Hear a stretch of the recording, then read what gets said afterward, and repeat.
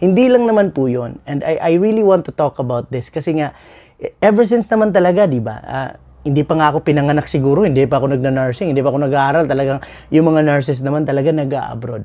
It's always, parati ko naririnig sa school yan, ba't ka nag-abroad? For greener pasture, yung parang gano'n. It's always for the greener pasture. So ever since naman. So, of course, majority pa rin naman abroad. I'm not saying na yung mga nurses naman talaga hindi mag-abroad, but I just don't like the idea na parang yung parang sinasabi ng karamihan, ay, mag-abroad naman yan silang lahat. Hindi po lahat mag-abroad.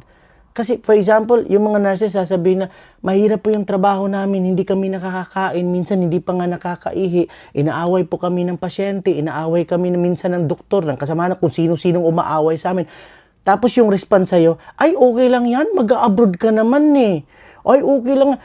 Dati, di ba, walang sinasahod yung mga nurses, nagbo-volunteer. Ay, okay lang yan kasi oolis ko rin naman ng bansa. Ay, talaga, okay lang po yun. So, okay lang abusuhin kung ikaw kaya. Ipapa-volunteer kita, maglinis ka doon, walang bayad. Tapos, sige lang kasi, so parang unfair, no? Masyado siyang unfair na parang, okay lang, tiisin mo lang yan kasi mag-abroad ka naman. Hindi naman talaga yun eh. Kasi, hindi naman lahat ng tao, hindi naman lahat ng nurse sa bansang Pilipinas, gusto talagang mag-abroad. So, wala kang option ngayon. Kung ikaw si nurse,